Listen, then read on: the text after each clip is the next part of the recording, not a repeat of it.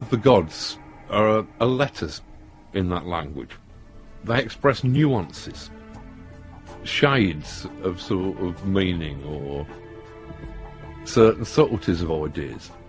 Whereas monotheism, it tends to be just one vowel, and it's just something like, ooh, it's this monkey sound. You can almost imagine the gods becoming frustrated, contemptuous, that with all this richness of spiritual concepts that are available, why reduce it to one plaintive single note that the utterer does not even understand?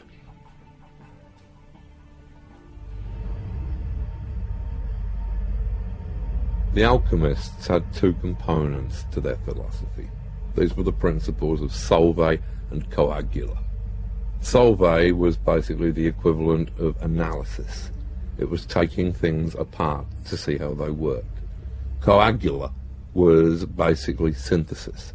It was trying to put the disassembled pieces back together so that they worked more efficiently. These are two very important principles which can be applied to almost any thinking culture. There has recently, in literature for example, been a wave of postmodernism, deconstructionism. This is solve. Perhaps it is time in the arts for a little more coagula. Having deconstructed everything, perhaps we really should be starting to think about putting everything back together. Spiritualism was the natural state of human thinking up until the Renaissance and the subsequent age of reason that grew out of it. Our original way of seeing the world was as a place entirely inhabited by spirits, where everything had its indwelling essence, where everything was in some sense sacred, including ourselves. The age of reason changed all that. While it's inarguable that reason brought many great benefits and was a very necessary stage of our development, unfortunately this led to materialism, where the physical material world was seen as the be-all and end-all of existence, where inevitably we were seen as creatures that had no spiritual dimension, that had no souls, living in a soulless universe of dead matter. In the mid-1980s, I was asked by an American legal institution known as the Christic Institute to compile a comic book which would detail the murky history of the CIA from the end of the Second World War to the present day, covering things such as the heroin smuggling during the Vietnam War, the cocaine smuggling during the war in Central America, the Kennedy assassination, and other highlights. What I learned during the frankly horrifying research that I had to slog through to accomplish this was that, yes, there is a conspiracy. In fact, there are a great number of conspiracies that are all tripping each other up, and all of those conspiracies are run by paranoid fantasists and ham-fisted clowns. If you are on a list targeted by the CIA, you really have nothing to worry about.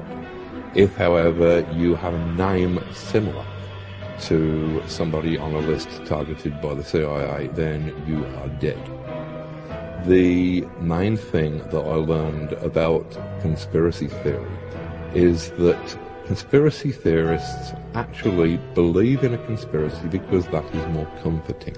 The truth of the world is that it is chaotic. The truth is that it is not the Jewish banking conspiracy or the grey aliens or the 12-foot reptiloids from another dimension that are in control. The truth is far more frightening. Nobody is in control. The world is rudderless.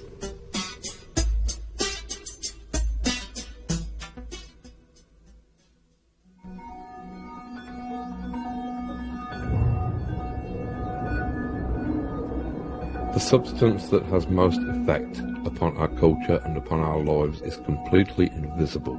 We can only see its effects. This substance is information.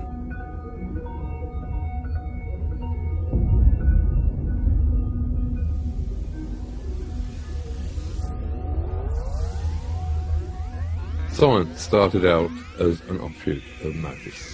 The two became completely divorced from each other and bitter enemies, although I tend to think that at the present moment the two are growing back together again. I was reading recently that people at the cutting edge of quantum physics believe that information is a super weird substance, to quote the actual phraseology, which underlies everything in the universe, which is more fundamental than gravity or electromagnetism or the two nuclear forces. This would tend to suggest that our entire physical universe is the secondary byproduct of a primal information, or, to put it in more magically acceptable terms, in the beginning there was the Word.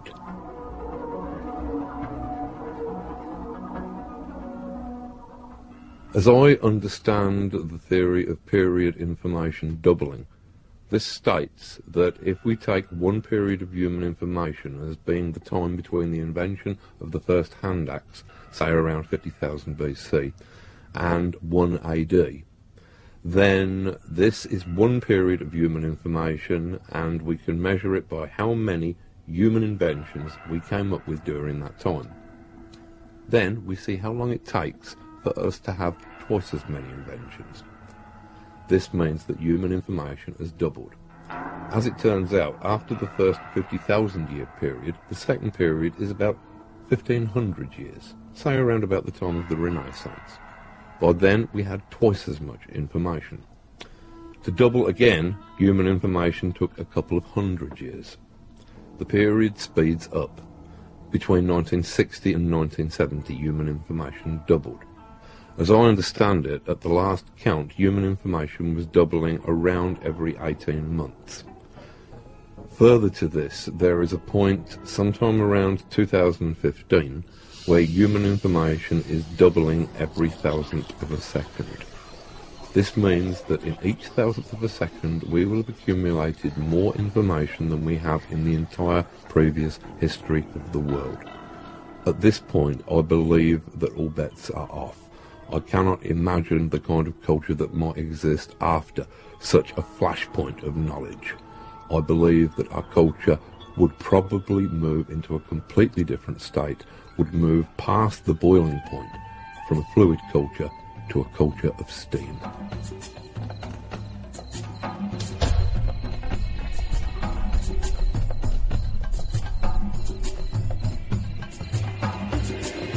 Originally, there was only one science of existence. Our entire worldview was magical. Everything we did, everything that happened in the world, had a kind of shamanic, magical significance. If you look at the very earliest cultures, some of whom are still extant upon the planet, the Aboriginal cultures, most of their languages only have one tense.